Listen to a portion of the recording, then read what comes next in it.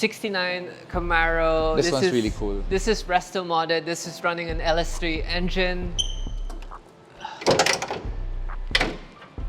Boom.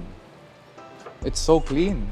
This is built by Classic Speed. We have a C6 LS3 motor pushing about 430 horsepower. It's running a Roadster shop chassis, which means it handles way better. It's got bare big brakes front and rear, upgraded steering rack, newer aircon, Recaro seats. So all the creature comforts. You have it here. Yeah. And What year is this? 69. 69. 69 or 68? I think it's 69. I actually ended up upgrading to the hidden headlights because the other version of this was actually just 4 lights. And I like this stealth grille look. Yeah. And you don't see those nowadays. There's something about seeing it open slowly, right? It's yeah, like, yeah. Do you want to show us how it opens? Sure.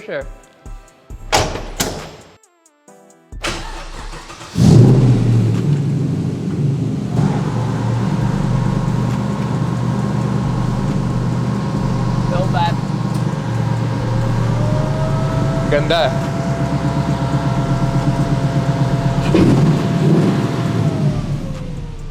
Sounds so mean. So yeah, it's the battery. Works so smooth after. I think because I haven't used it, so I gotta charge the bat. Ganda. Can I check the inside? Sure. So as you can see, it's very modern. We've updated everything. It is. You It's have got Recaros. Yeah, Recaro seats, super comfy, and then power steering, super soft. Aircon works. It's actually power windows also, even though it looks like it's got standard window winders. Wow. That's really cool. It looks old, but it's... Wow. Okay. Galing. Creature comfort. Yeah. So lots of goodies went into this car, and when you arrived, I was actually explaining that we're setting up the rear to be OEM in terms of having tools, It looks brand the new. early warning device, and then the kill switch is right here. Oh, okay. So we're setting that up so that our future clients, if they break down on the road, they have all these tools to assist them. Galing, galing, galing. So it's a very practical car. Yes. At the end of the day, when we build these cars, because they're dream cars for some people, we want to make it super usable so that when they're on the road, they feel confident. Yeah, they feel confident that they can use it on a daily basis also, especially after they spend so much money to build it, right? That's true, that's true. And a lot of people who build cars like this, it's their childhood dream. Yeah, because of course they grew up with these cars. Or they inherited a body from their dad and they needed to get it running. Yeah, because we have so many stories of I've had this car for 15 years now and it's not running, and I finally have money to get it to run. Hope you guys can help me. So we have tons of stories like that, and it's so nice to actually see them use the cars on the road after, because they're so happy. For sure, it's like you give it a new life. Exactly. So around how much would the car like this cost? Our basic builds for classic cars range in the 3M bracket. So if you have a car and you just wanted basic modifications like EFI, new steering rack, better brakes, that's roughly at the 3M mark. Okay. If you're gonna do a full resto mod and you want, let's say, crazy power and crazy handling, so we actually built a Mustang Mach-1 with a Roush Coyote 5-liter motor, and then it's got a chassis. That car reached us about 11 and a half. 11 and a half, okay. Yeah, but on average, our average resto mod cars would be in the 7.5 range. Okay. So if I were to sell this, I'd probably sell it like 8.5, somewhere there. It's a very nice car. It looks brand new. Oh yeah, no, but this perfect. definitely, it's hard to sell something like this because, just because you had money doesn't mean you can buy this. Exactly. Because you have to wait. For how long? You come to Classic Speed and you're like, I want this car, I have all this money. And you're like, oh, you gotta line up with the rest of the people. It's like you guys, right? When people call you like, oh, can you make tapas my car? Oh, yeah. Like, it's like, no, you have to wait. Yo, may pila kami, yo. Yeah. So same. We take, on average, I'd say 2 years. 2 years to build an from entire scratch. car. From scratch. Okay. So normally, if you have a donor chassis, 99% of the time, we're going to replace everything. Okay. And we've learned this the hard way where people are like, oh, can we save this? Can we save that? No. So one of the problems, like the windows, right? They're like, oh, let's save the windows. The paint's so new, and then when you see the window, it's a little hazy. Yeah. And you're like, Pangit. and they're like, can we change it? And they're like, yeah, you can change it. So at the end of the day, people will have to fork out money to replace everything, but at least that way, everything's brand new. Yeah. Tsaka wala ka ng headache. Yeah. So normally, even though it's parked in a good environment, there's kalawang. It's a 50-year-old chassis, so it's got rust. There's gonna be rust, especially in this weather. So it's very hard when people say like, oh, it's a fresh car, but when we strip the paint, there's butas here, butas there. So yeah, it's not, you know, I would advise people to buy the most junk car just for the paper, and then we'll build that from there. Because that way, you're sure that you're only spending X amount for the base car. Yeah. Because everything else will be new. Yeah. Solid. I can't wait to have my own in the future. Oh, definitely. Because I really want a classic 69 Mustang. There's something about classic cars. Yeah. You know, I used to hate classic cars. Really? I used to only like modern cars. But why? Is it because pansakit sa ulo or? That and you know they're not performance oriented. Okay. Yeah. I guess back then my mentality was just racing. Speed. Yeah. But when I built Joey her first Eleanor, that's beautiful, by the way. and I saw the other side of the coin where people were appreciating cars based on how it looks rather than how it performs. Yeah. And it made me realize na shit, you know, I'm I guess a racist when it comes to cars, where I only like race cars. Yeah. So it sort of opened my palette into the American culture car scene, where even though it's not the best handling or the fastest, but it looks good. There's then something it's nice to have, there's something about it, diba? Yeah. Nowadays when people drive Fortuner, Civics, and Novas, and then you come in a classic car, and it's just like, wow, presence, style. Yeah. Diba? And you don't see them running a lot, diba? I know. On the road. So I mean, you see one. we have a few, but yeah, not every day. So not every day you see one, yeah. we're actually going to bring this down to Manila soon so that we can use it in Manila. But definitely, good car to have. For sure. I can't wait to see this on the road. Should I bring this to you to get it wrapped before I chip it down? Yeah, kasi sayang. Look at the paint. It's perfect.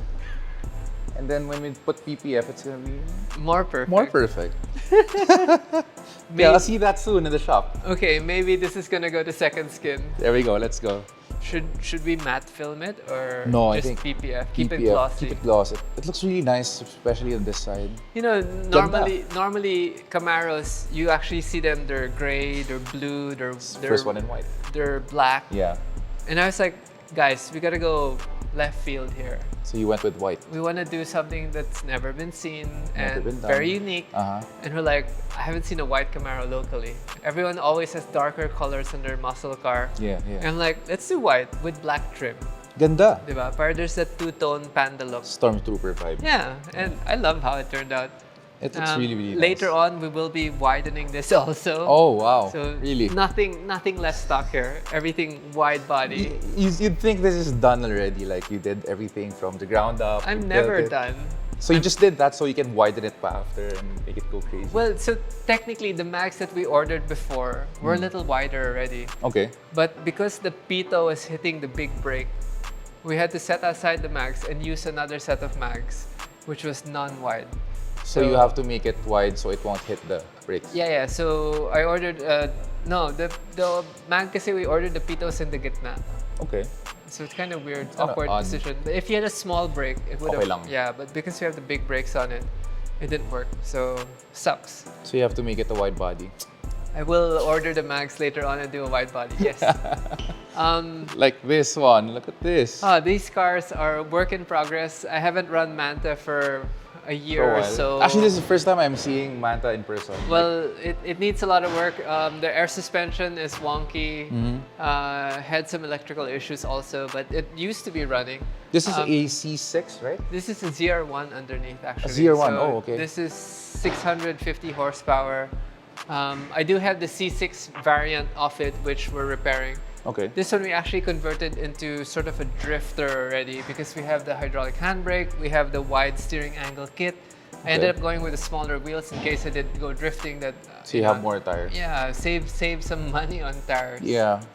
Ganda. It's Full carbon, only so wide. 2 in the world. Yeah, it's actually too wide. I had to pay the towing company extra to modify their truck just to fit to this. fit my car.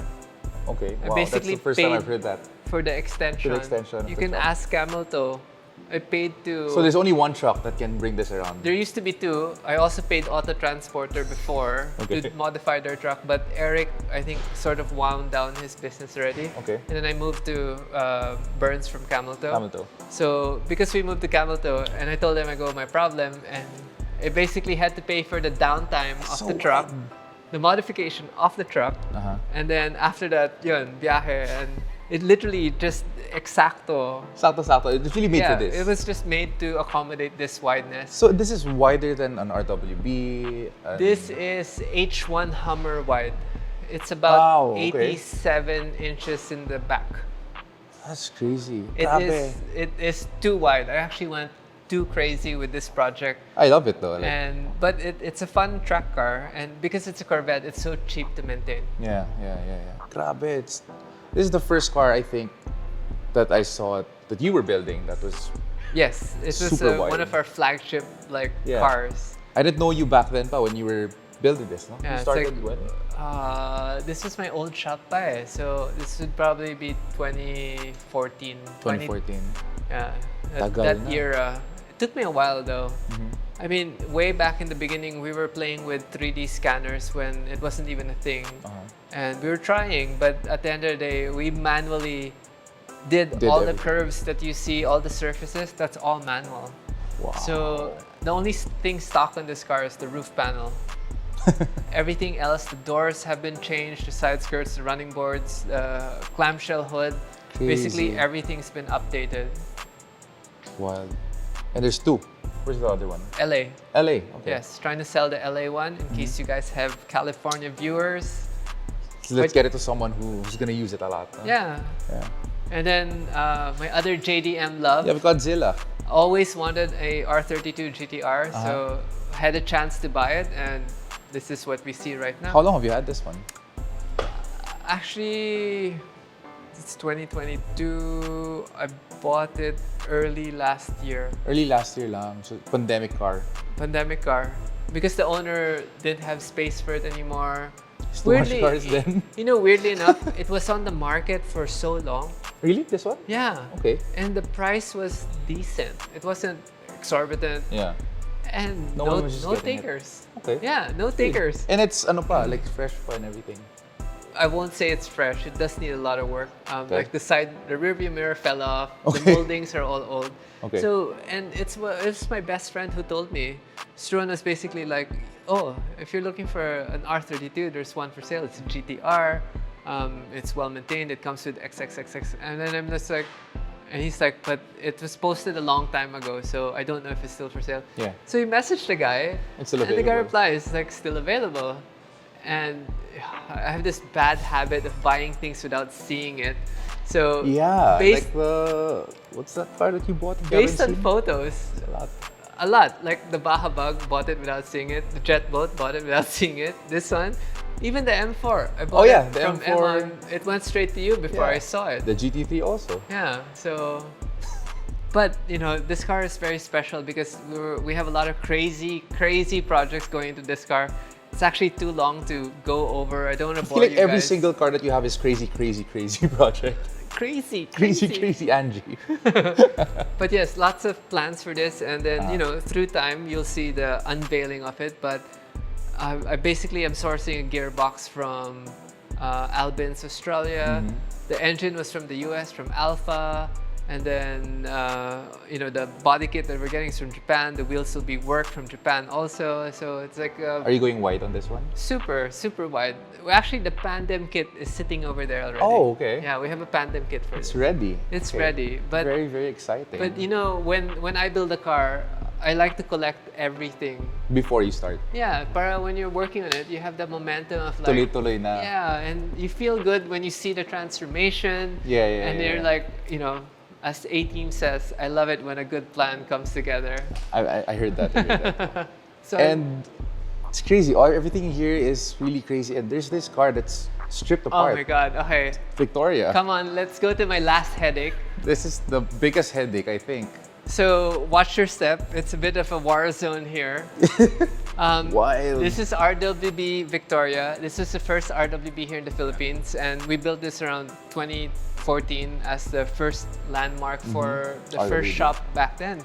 And it helped catapult car porn into the tuner industry because it was such a unique thing to actually cut a German car. Everyone and in then the widen purists it. were scared. No, all and then, that. yeah, Oh my everyone, God. you had the people who hated it, and then you had the people that loved it. But whatever happened, we went viral. And back then, Facebook didn't have its algorithm. So we went from like 1,000 followers to 60,000 in like a few months. Galing. Because we were building RWBs constantly. Yeah. So right now, we're 14 RWBs. And then I'm going to be building 2 or 3 more sometime this year to next year. Okay. So Nakai has allowed me to assemble my own cars, but obviously we want Nakai to come, but Of course. he's backlogged for 2 years. So Wow. in case anyone wants an RWB, you have to wait like 3 years. 3 years. Yeah, it's crazy. So instead of waiting, obviously we're well equipped to build it ourselves also. Definitely. And we have so much experience with Nakai already. So Yeah. anyway, 14 cars, that's a lot. because we closed the car shop, and then this has gone through 3 electricians. Okay. So I felt like it was a mixed match of like Different wiring that's been techniques. over each other. Yeah. And we were having charging issues and electrical issues, and I decided one day, I don't know what came over me, to just rip out all the wiring myself Oh my God. and rewire it. So So you're doing everything on your own. this is all by myself as I sing the song. Cannot imagine that. So, you know, what's cool is we're running what we call a PDM system. A PDM system is called a power distribution module. Okay. It basically eliminates all the fuses and relays. Okay. So normally when you have a relay, you have positive, negative, a trigger wire, Yeah. and then the out wire. Yeah. So there's 4 4 wires. wires. So each relay will have its own switch, and then it runs back and forth wiring. That's why it looks confusing. Yeah. This one eliminates the 4 wires. So from the actual power distribution module, you have out going to whichever you need to go, Power. and then the opposite side that to ground. That's it. So it's basically one wire going. So I already have the tail lights working, I have the headlights working, and And how long have you been working on this? I started this late December, and I haven't been working on it consistently. Okay. There are some days where I feel like I'm in the groove, and then there's some days like the other week where I fried a wire and I almost burned the car down. Oh, shit. So it's a lot of guesswork, and I always love a good challenge. And no one's done the PDM here yet. So you're the first one, Yes. and you're the only one doing it. Yes. Like literally the only one The only working one on doing it. it. Yes. So That's I really actually wild. have some people waiting for me to finish this car. For sure. because they're I'm curious. pretty sure there's a lot of people They're watching curious right to now. see what the PDM can do, because again, it saves a lot. And if you have a short in the system, you can just plug the computer. It'll tell you if it's undercurrent, overcurrent, Oh, okay. ground. So it's really smart. Yeah. So, and no fuse. So in case something fails, it'll trip itself, but it'll reset when you start it. Okay. So if it constantly fails, then it'll close the circuit. But if it'll try again, because there's no fuse there. Yeah, yeah, yeah. So every time you turn it off, it'll try again. Yeah. But if Just it's keep still on trying shorted, lang. it'll off again. So when you put that system, do you have to rewire the whole car? Well, that's what I'm doing. So we have a standalone wiring for the engine, which is the AEM Infinity. Okay. And then that's going to be linked up to the PDM system where it controls the body and the car. Okay. So that's what I've been busy wiring in. I basically have the engine ECU already ready to fire, and I'm just working now on the ignition system. And the wire that I burned was actually the key barrel wire, because I was Oh. trying to mount everything to the standard key. Okay. Hindi pala pwede. Well, I think I overloaded it because totally like this whole place was smoky. Oh shit. And I literally thought like the car's burning. So what's gonna happen is I basically ordered aftermarket push start Okay. with transponder, Okay. because that means there's less wires that go in and out. Because I just need the signal for ignition and start. Okay. But it's off, accessory, On. start, and then starter. Starter. So because the key barrel had like 8 wires, I think I confused a few of them. So we ended up ordering the push start, and then hopefully we get everything to run. I'm hoping to wrap this up within April so that I can send it to Classic Speed to get repainted. That's next month already. Yeah. I'm nearing completion already, believe it or not. As much as it looks like chaos. It's hard to believe, but yeah. It's super chaos, right? I mean, there's a lot of things happening here. Like, I can't imagine how do you know which wires going where? So when I was explaining to you wiring, if you look at wiring as a whole, then you're gonna get confused. But if you actually just look at it on a singular basis, knowing that, let's say, this wire will go to my headlight, and positive wire, and then the headlight will ground to the chassis. So it's actually simple in that sense, where the circuit is simple. It only gets complicated when you need to add the relays. Okay. So that's why I decided to do this challenge on my own, because it's actually a simpler job to do than a normal wiring job. Okay. But weirdly enough, I do understand the normal wiring more than this. So this is something new, right? Yeah, this was a lot of trial and error, sleepless nights, burnt wires. Chatting with the supplier, and then trying to get answers. And oh my God, sometimes suppliers are just like, "Oh, you're doing it wrong. You should do this." I go, "Why did you have this manual online anyway?" So yeah, I showed you. Crazy, like everything's here, there. Yeah, we can move over. Okay, you have some diagrams here? Yes. So the laptop is to program the PDM. This is that's a PDM. This is the PDM, and then as you can see, no more fuses. This goes direct to the whole system. I've laid out basically all my outlines and input lines, and then you can see water pump, electronic power steering, oil cooler. So that all works already. And I'm just working now on this one, the ignition system, which is the ECU, the PDM, the dash, the fuel pump. So there's some stuff that are always on. A lot. It's crazy. Some stuff always on, and then some stuff have to turn off while you're starting. Okay. To save power. Okay. And then this is the battery I was telling you. Anti-gravity battery. Oh, okay. So tell them about it. That's pretty cool. it comes with this remote here. So this is the one that boosts it? Right? Yeah, so the anti-gravity battery is a lithium battery, and it has basically a power pack built in. Okay. So in case that your car is dead, you basically push this, and it will revive it for one last start. Just enough for that. Just enough to crank you so that you can charge the battery again. Galing. So super cool, especially for people who don't use their cars daily. That's a good upgrade. Plus, it's really cool. It's super lightweight. I don't know how much would that be.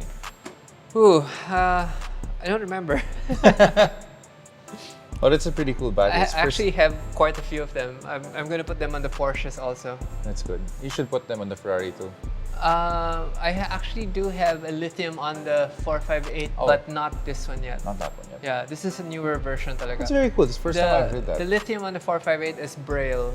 That was the first company that was making lithium. Okay. And then these guys came out, so... Galing. Yeah, no. It's very smart. I'm so aliw. I actually can't wait to try it when I'll need it eventually. Yeah. Yeah. Galing. But yes, so this is the last headache in the fleet. And it's the rest, so crazy. Like the rest of the fleet is all in the city. And they're all getting work done as well. They're all getting work done, yes. I now have the luxury to send all my headache to other people. That is insane. It's one of my favorite features. This is what is that? So this is actually an intake system. And if you can see, the air filter actually sticks inside. Inside? Yeah, so we copied Singer. I don't know if you are familiar with Singer. Singer. I'm familiar with Singer. The DLS of Singer, where they put the intake here.